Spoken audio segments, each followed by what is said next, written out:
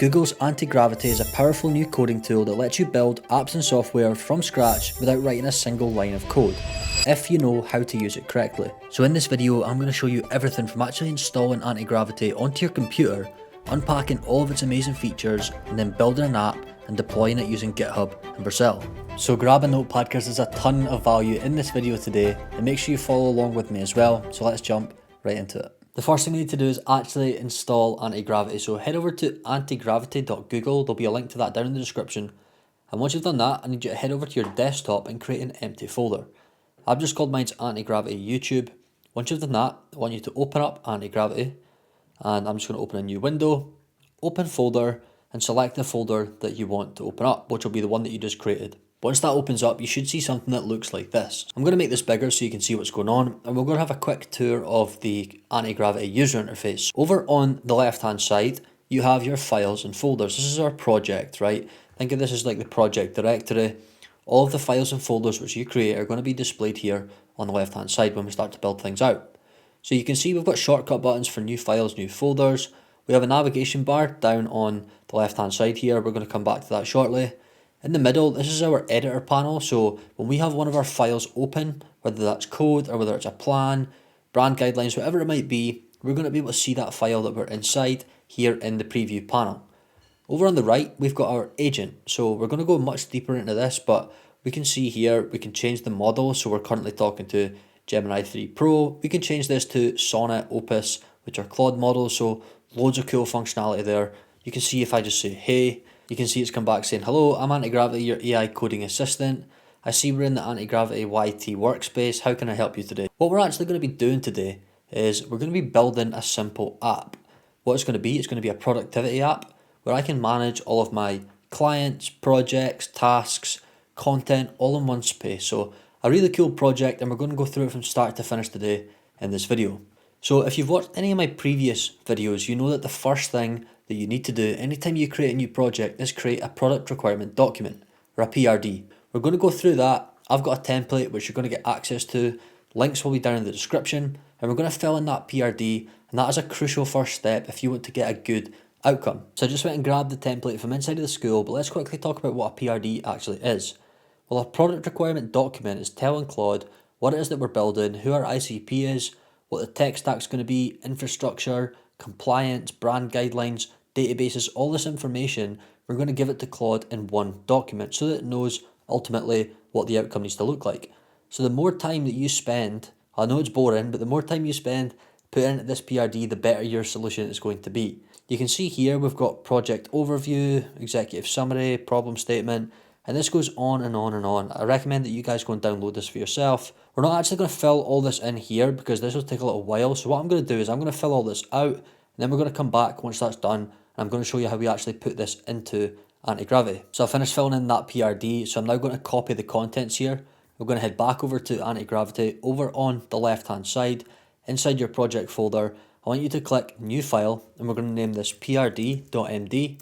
Enter that, and we're now inside of that file. You can see here, we've got it open. If I cross that off, click back in, that's us now inside of that file. All I want you to do is paste in the contents from your PRD, and then come up to your top bar and hit File, Save. You need to save it before you ask the AI to look at it.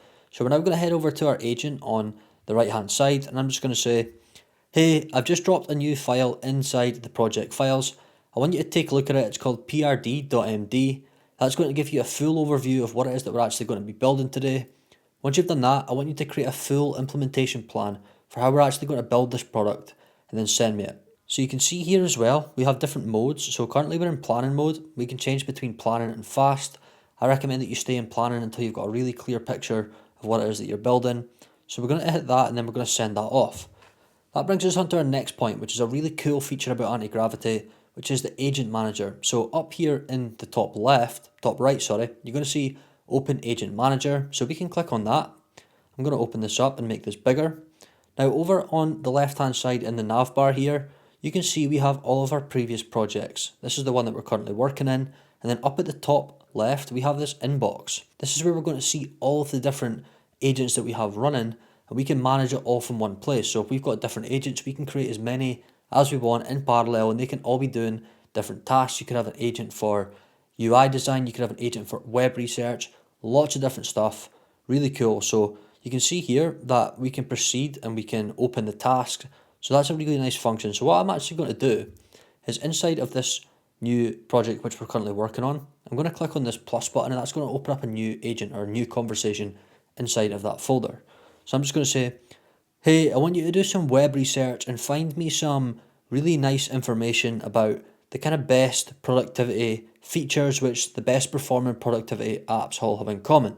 That could be some sort of timer feature or it could be task management. Go and take a look at that. Let me know once you're done. I want you to save the research that you find in the project files as research.md. So we'll send that off. You can see that's all fine. Send that. Once that's done, that's actually going to drop the research already straight into the project files under research.md. So we can then tell our agent to go and have a look at that file, and then we can implement those features into our implementation plan. So this is a really nice feature which I love about Antigravity. So we're going to head back over to our main agent here, and you can see here it's put the implementation plan for command base. That's what I've called our app that we're going to be building. This plan outlines the steps to build command base, a personal life management dashboard. Now you notice this little blue button, right? So this is how we can actually annotate different things. So if we weren't quite happy with some of the information in here, let's say it was the core UI layout, we didn't want this sidebar with navigation, we could hit a comment there. You could just say, I'd rather the navigation was on the left or on the right, sorry, and we can send that off, right? Really good feature about Antigravity, which I personally love. It's broken this down into different steps. This all looks absolutely fine. You can see it's got the tech stack, and it's now asking us for permission to proceed. So you can go ahead and accept that. We're going to hit proceed. Now we're going to head back over to our agent and see how it got on. You can see here, I've completed the research on best productivity features and saved the findings to research.md. I found some great insights on AI integration, focus tools, and unified workspaces. Take a look. So we can view that here, but we're going to head back over to our project, and you can see it's saved that as research.md in the project files. That's what I love about this agent manager feature in Antigravity, and we can manage it all from one unified place. It's now asking us if it can go ahead and start with the project scaffolding, which is just setting up all of the framework for our project.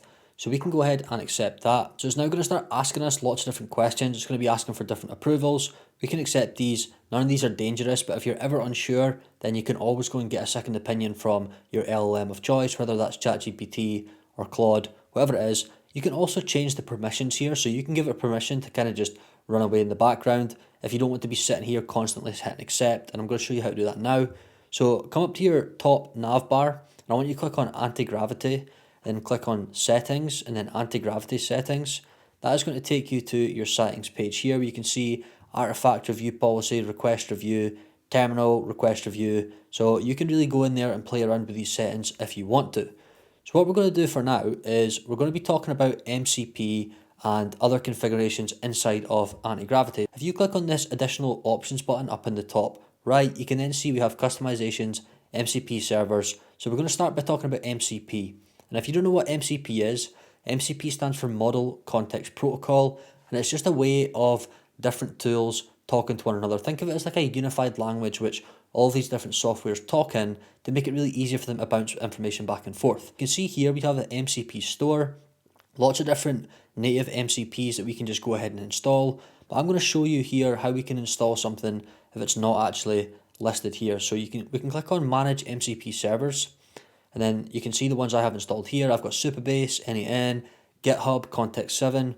I definitely recommend that you go ahead and install the Subagent and the GitHub MCPs, and if you're not sure how to do that, just ask the AI to guide you through it, and it will do a really good job of doing that. So what I'm going to do is, if we click on this View Raw Config, you're not going to be able to see this because this has got exposed API keys, so this is going to be blanked out, but this is the JSON for all of the different MCP servers that I have installed in my Antigravity instance. Now, you can actually go ahead and install different MCP servers which aren't in this list over on the right hand side by inserting the JSON for that specific MCP server. The way to do that, if you weren't sure, again, I would just go to your LLM, tell it what you want to install, and it will give you either the document or the GitHub that you need to go to grab the JSON, or if you go to something like Gemini and Claude, they're good enough now where they can actually just give you the raw JSON, which you can come in and paste straight into your manage MCP servers config here. And all you would then need to do is go and grab your API keys from whichever tool it is that you're trying to connect. This is an amazing feature. It's super easy to go and connect different MCPs. I'm actually going to do one of them here for you just now. So I went ahead and deleted my any-n MCP out of my Antigravity instance, and I'm going to show you just how easy it is to actually go and set that all back up. So I've come over to my any-n instance here. I've gone to instance level MCP. Up in the top right, you'll see connect. You'll then see OAuth and access token. What we need is access token because we're looking for this configuration JSON, and we can copy this to the clipboard here. Back inside of Antigravity, I'm going to click on view raw config. You won't be able to see this because I have my API keys exposed here. So I'm going to paste in the new JSON which I have.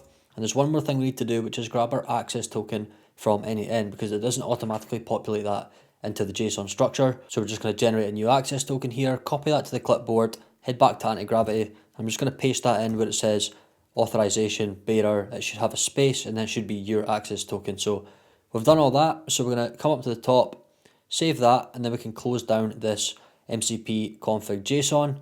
Now we're back at the manage MCP screen. We can click on refresh, and now you should see the any-n MCP appear here on the list. There we go, any-n MCP. That is us all set, and again we can toggle these on and off as we want to. Gemini's been busy working away in the background here, so you can see it's now created a bunch of files in our project directory on the left hand side, and you just need to keep an eye on the agent panel there on the right. It's going to keep asking you for different permissions. You need to keep accepting those, and you need to keep an eye on that, because if you don't, then it's not going to be moving the needle forward. So that's fine, we can accept these, and if it comes up with any errors, you see here it's found some errors, it will usually just figure those things out by itself. If it does have any major issues, it will let you know, but usually it's fine and it will just figure those things out on its own. What I want to do is I want to go back to our agents, and I want to create a new agent inside of our Antigravity YouTube guy here. And I'm just going to say, I want you to do some web research about UI design. I don't want my productivity app here to look like generic AI vibe coding nonsense. I want it to look really sleek, really professional, really beautiful. And I want you to do some nice research. And once you've done that, I want you to save that in the project directory as uidesign.md. I'm going to send that off. Once that's done, we're going to tell our agent that we want it to take a look at that and make sure it's incorporating those nice UI design components into our product. You can see here that it's been ticking items off on the task checklist, so we know at all times exactly where we are with this project. Don't worry if it's just running away and going down its own little path. You can always keep tabs on where things are in your task list here. Over on the left hand side, you'll now see this uidesign.md folder. That was the research that we had our agent doing for the UI design. So I'm just going to open this up. We can take a look at it. This document outlines the design philosophy, trends and specifications for building a sleek, professional and non-generic productivity application. The goal is to match the aesthetic quality of top tier tools like Linear, Notion, Cron and Superlist. So this is great, loads of information. So we can now go ahead and tell our agent to take a look at that UI design folder and make sure that it's implementing those components into our project. So there's two ways to do this. We could go ahead and just tell it to do that, or we can use the @ sign and we can put in UI, and you're going to see uidesign.md here. So I can just say read this file and make sure the UI design follows these principles. I'm going to send that off. That's fine, we can accept that and just let it go to work and do its thing. Gemini is now confirming here that it's updated the UI design to strictly adhere to our uidesign.md file. So I'm now going to ask it to launch our localhost server so we can take a look at what things are actually looking like before we move any further. So I'm just going to say here, can you open up localhost please, so I can actually take a look at the UI before we move any further. So send that off, and it should now start to launch our dev server so we can actually look at how things are, and if there's any changes we want to make, we can make them now before we've bunched in a heap of additional features. And trying to pinpoint things might be a little bit more difficult as there'll be a bigger code base. So you can see here npm run dev, that is the command you would use. So we're going to accept that. So it's now saying that it's opened up our localhost server. The transcript actually thought I said local holidays, so Gemini did a good job there of realising that I wasn't saying local holidays and I was actually meaning local host. So we're going to open this up, command and click. That's going to open our command base, and you can see here what we have, what it's looking like. So it's pretty basic at the minute, and we've only got the dashboard, tasks, projects, clients, content, calendar. These are all blank right now, but this isn't too bad for a first pass. You can see we've got upcoming deadlines over here on the right. daily non-negotiables, and to-dos, in progress, urgent. So this isn't looking too bad. However, the background is maybe a little bit dark and there's still a lot of work to do here. So we're going to close these down and we're going to go back over here. I'm just going to say, yeah, that's all looking okay. We can proceed and move into the task management features. I just want to make sure that before you start any of this implementation, we must be able to link tasks and projects to clients. So clients will sit at the top level, and then underneath there we will have projects and tasks, which we need to be able to link to the client. Now we should also be able to have a feature where we can create tasks that aren't linked to clients, so we need to have that functionality available as well. For the content, we need to make sure that we have it broken down into long form and short form. I don't want everything to be bunched up into one specific area. It needs to be broken down, as I've said. We're going to send that off. Hopefully there's no dodgy transcriptions in there this time. It's taking our changes on board. It says feature implementation planning, user requested functional client project hierarchy, and split content views, update and plan to reflect these specific requirements before implementation, and it's going to work. Whilst this is ticking away, I want to quickly talk about extensions. So if you come over to the left hand nav bar here, you're going to see that there is a couple of different icons. This little 4 squares is extensions. Now, these aren't new inside Antigravity. You get all of these different plugin extensions, whether you're in Cursor or VS Code, whatever it is that you use. You can see I've got some installed here, Docker, Container, Composer. But this one here is one that I wanted to draw your attention to. So we can actually run Claude Code inside of Antigravity. And I'm not talking about changing the model. Here on the right hand side, we can change this from Gemini to Opus. That's not what we're doing here. We're actually opening up our own little session with Claude Code inside of our Antigravity instance. Now, why would you want to do this? Well, I find personally that Claude Code is better at coding. In fact, I'm not just personally, that is facts. The benchmarks for the models prove that. But I think that generally Gemini does a really good job when it comes to UI design, and I think it maybe does a better job with creativity things than Claude does. So you can actually have both of these spun up inside of the same instance. You could have Gemini here in the agent panel on the right. You could have Claude Code over here on the left. So to do that, you would just click on this Claude Code button and you can now talk to Claude here. If I say hi, and it's going to say sussing, and it's going to go ahead and get to work. So that is a really cool feature. You can actually run Claude Code here, so that is really cool. But I'm going to close that down for now.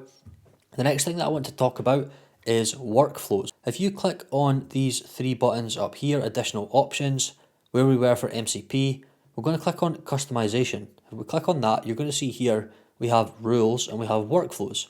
So what are those? Rules and workflows can both be set up at either global or workspace level. So what does that mean? Well, workspace level means that if you set up a rule, it will only be applied to this specific project.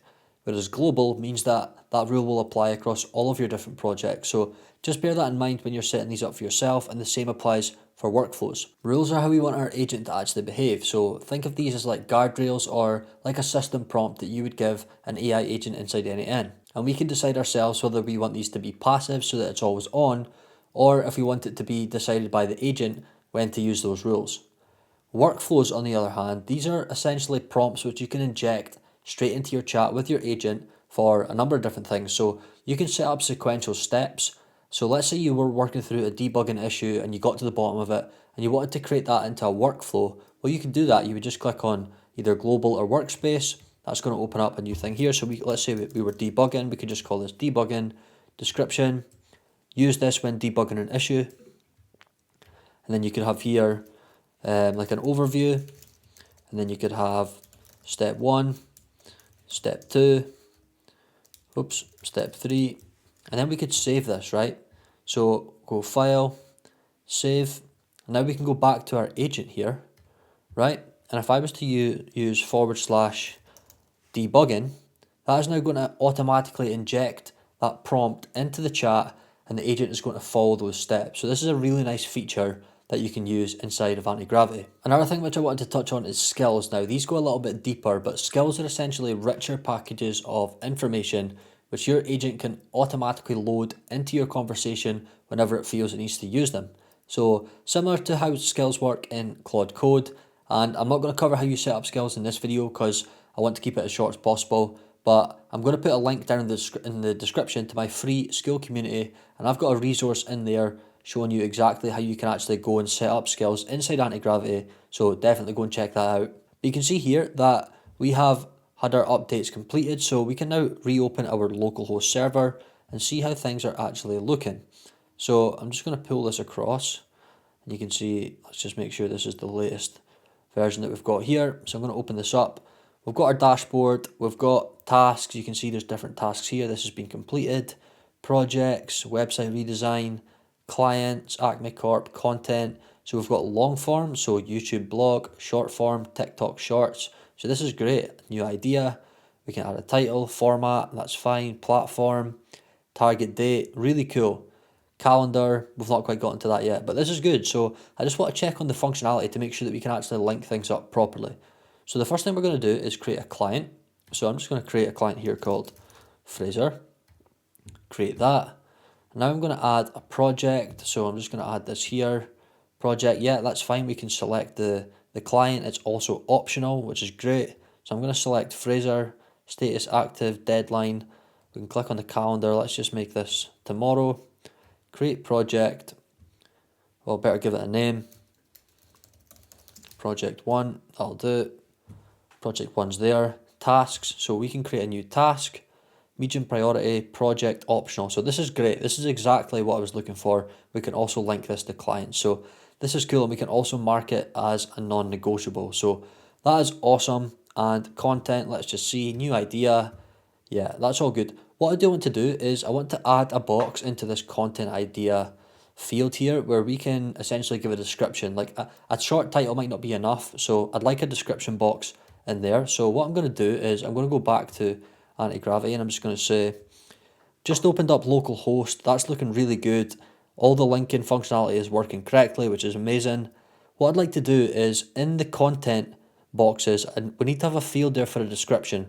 The title and the short form or long form options are great, but we also need to have a field where we can give a short description about what the video is actually going to be about. So that's fine. I'm going to send that off. And you can see it's updated our task list again. It's added a new box under feature content pipeline. So add description field to content ideas in progress. So that's great. Perfect. Right, now what we're going to do is we're going to actually drop an asset here into the project files so that we can actually use a logo in our command base rather than it just having that kind of generic yellow block. So we're going to go and do that just now. So I'm going to go and grab a logo and I'll see you back here in a second. I went ahead and grabbed the logo from my AI community, dropped it in the project files, and then gave Gemini the prompt to use that file which I dropped into the project files and replace the text-based logo which was up in the top left and replace it with the new logo instead. And then I realised that I wasn't actually recording, so I'm going to show you that again. So just open up Finder, and it's as easy as finding the file which you want to use, and then you just grab it and you drop it into the project files here, and you can see it's opened up there. And then we just go ahead and say to Gemini, I just dropped a new file in the project files. It's called AI_community. I want you to use that as the logo for the app up in the top left, and you can remove the text-based logo and replace it with this instead. So that's all you do there, and it's now going to use this asset which we've dropped into the files there as our logo. Let's take a look at localhost and see how it's looking. And you can see barely legible, but it is there up in the top left, and that is just because it was so small, the logo which I actually fed it in terms of pixels. So we're going to give it the instruction to make that much bigger, and we're just going to double check on the content thing here that we're actually able to go ahead and, yeah, so we can change it from idea to scripting, editing, publish. That's cool that we can do that. But what we can't do is actually open this up. So you see, if I try and click into here, I'm unable to actually open any of that up. And same for clients. I can actually, it's going to let me edit the name, but it's not letting me open this up. It would be great to have a bunch of detail in there. Email, phone number, all this different stuff which we need for this to actually be an effective CRM, essentially, right? So same for projects. We can edit it here, but we need to be able to open this up and actually fill it out with a bunch of different details. So what I'm going to do is we're going to come back over here, and I'm actually going to grab a screenshot of the logo. So we'll just grab a screen grab there, and we're going to drop this into our agent. So drop that in there. I want you to take a look at the screenshot which I've attached to this message. The logo is looking good up there in the top left corner, but it's far too small. You need to make that logo much bigger so it fills that space up in the top left. We'll send that off, and I'm going to go ahead and go back to our agent manager here. And I'm going to start a new agent. So click new here, and I'm just going to say, I want you to do some research with your web search tool and find out what general fields a CRM should have under client and under project and also under content. So what I mean is find which fields all of the different popular CRMs have under each of those subheadings to make it effective. So email, contact number, address, whatever is popular and needs to be in there, I want you to find that out for me. Once you've done that, I want you to save it in the project files, please. We're going to go ahead and send that off, and we're going to go back to our agent and see it's asking for permission there, so that's fine, we can grant that. Let's open up localhost and see how it's looking, and you can see it's made the logo much bigger. There's a slight padding issue here now, but again, we can sort that. So something which is really cool about Antigravity, which I want to show you here, is the browser subagent. So what Antigravity can do is it can actually launch a browser session and take screenshots and screen recordings of the actual UI so it can fully understand what changes need to be implemented. And when your subagent is actually in your browser, you can still open up new tabs and be going about your business. It's not going to interrupt what the Antigravity subagent is actually doing. So this is a really cool feature, which for me is a standout with Antigravity. I'm going to show you that in action. So we're going to go and do that in a second, but you can see here in the Antigravity docs, it explains how it all works. And I want you to keep an eye on this Antigravity docs, because every time they change things inside of Antigravity, you're going to be able to see that here inside of the docs. You just come to resources, change log, and you can see here all of the different changes which they made. So you can see agent skills was implemented on the 13th of January, improvements, agent skills are now available in Antigravity, and they just keep adding to this all the time. So definitely take a note of this. It's antigravity.google/changelog. Let's go back to our agent and let's see what it was saying here. So research and CRM fields, and it's gone ahead and saved that. I've saved the detailed findings in crm_research.md in the root of your project. So again, I'm going to show you this inbox. So if we come up here, we can see all of our different agents and what they're all waiting to do. So if we have multiple agents running in parallel, we can manage them all here from the inbox. And you can see this one's asking for permission. But yeah, we don't need to go ahead and do any of that just now. Let's head back over to our main tab here. And what I'm going to do is I'm going to tell the agent here to go and use a subagent to interact with the browser and fix the padding issue at the top left. And also take a look at the issues with the cards, not being able to open those up. So I want you to open up a browser subagent so you can take a look at the UI for yourself. And I want you to grab some screen recordings and screenshots, as I've got a padding issue now with the logo. The padding around the logo is far too big, and the nav options underneath on the left hand side are now sitting way too far down the page. Another issue which I'm finding is the actual cards under each of the headings, so under clients, projects and tasks. I'm not able to actually open any of those up and edit them. So once they're created, I don't have the functionality to be able to go and edit those. And we also need to add some fields, right? Having a project name or whatever is fine, but especially under clients, we need fields for contact details, we need fields for email addresses, lots of different stuff. I want you to take a look at the crm_research.md file in the project files and implement that research which is in there into your changes under the cards, please. You can see here it's launched a new session. Now it's opened up a new tab, so that's fine, we can do that. Now I want you to notice this here. See how it says getting DOM? And you can see this blue hue that's gone around the outside of the page. And you can see it's actually interacting with our browser, which is so cool. And I think this is a really cool feature, right? And it's going to actually grab some screenshots, grab some screen recordings. So we don't actually need to explain to it what the issues are. We can just tell it to launch the subagent and tell it. But you can see here, look, it's interacting with the clients, and it's going to go ahead and do all of that on autopilot. And it's then going to save that information and implement those changes for us. So this, in my opinion, is one of the standout features for Antigravity, and something which just isn't as simple or sleek in Cursor or all these other IDEs. Let's go ahead and wait until it's finished this, and then we're going to see how it goes about actually implementing those changes.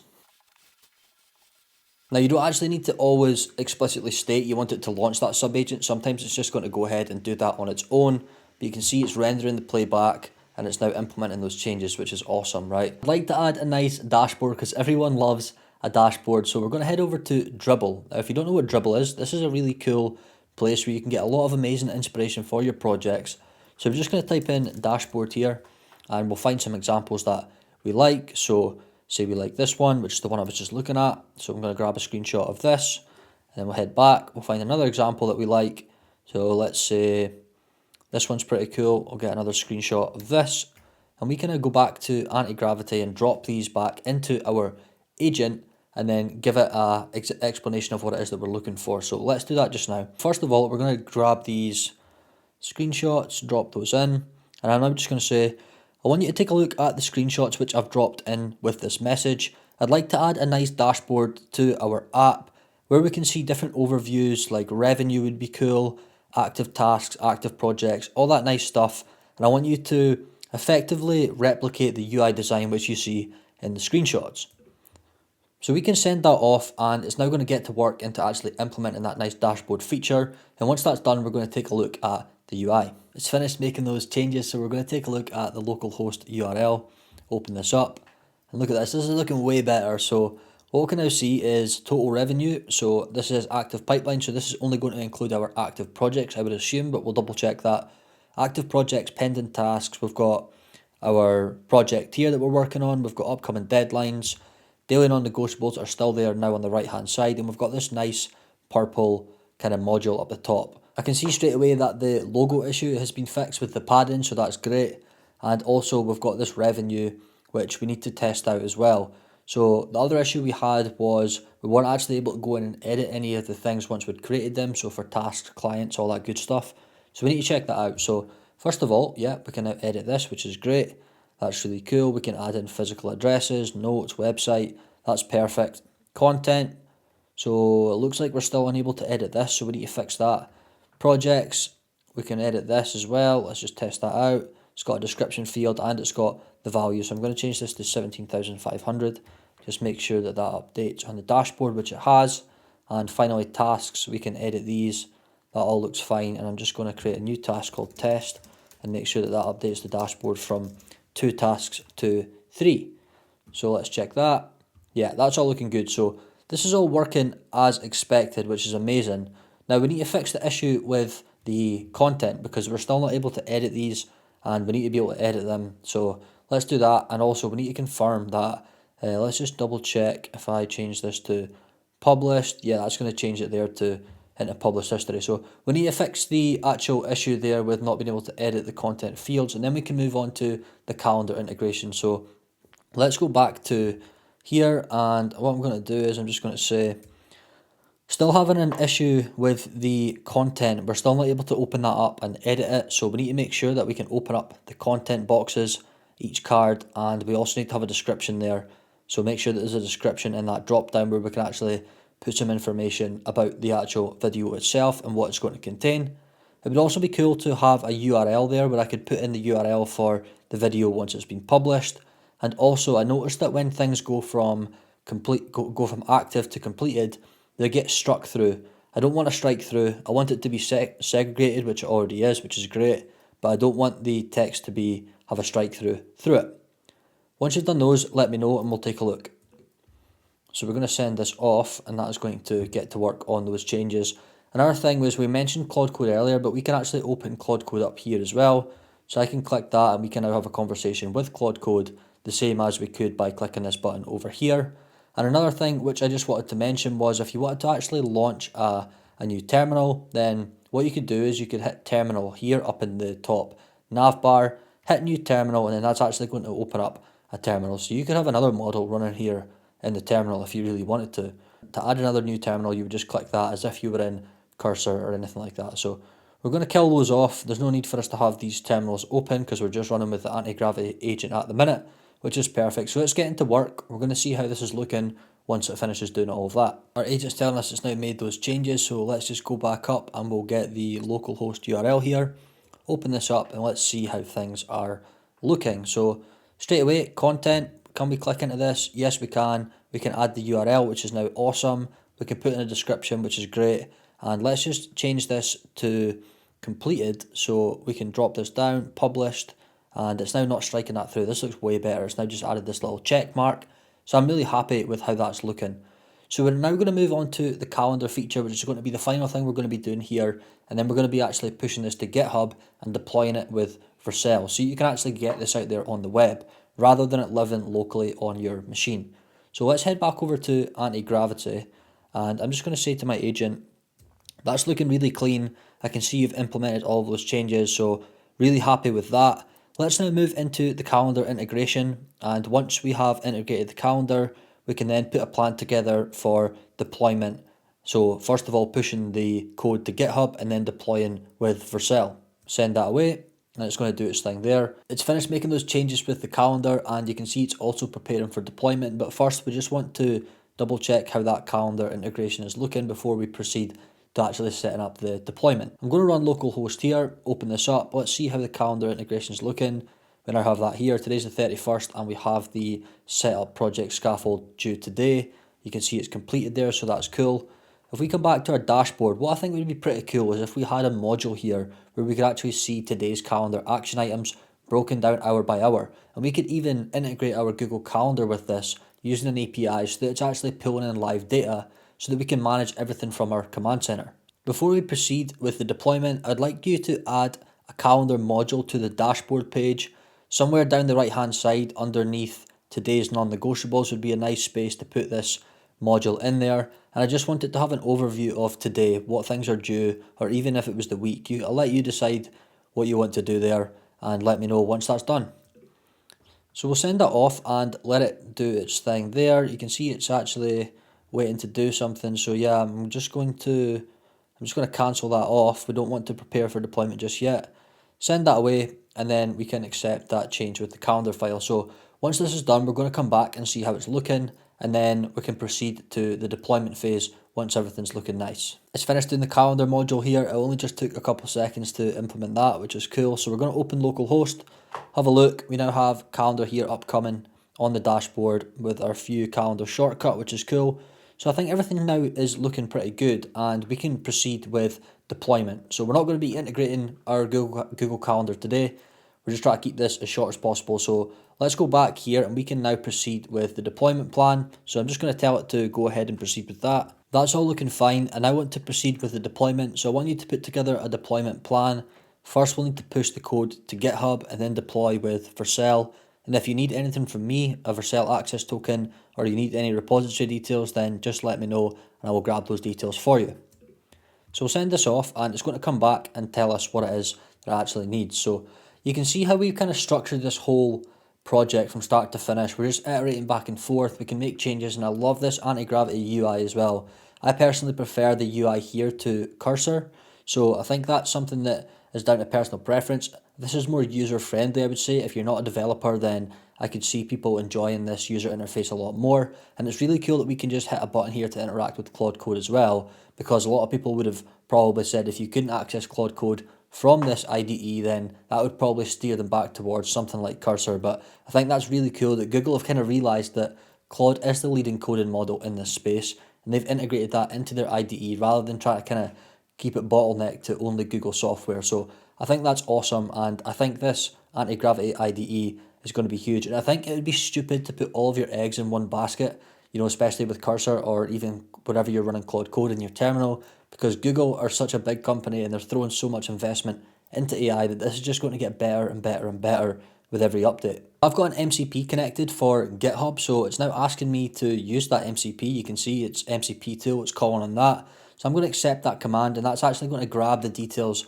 from my GitHub to see if I have a repository set up already or if it's going to need to create one, and it's going to do that all for us on autopilot. I highly recommend, as I said earlier, that you go and grab the GitHub MCP.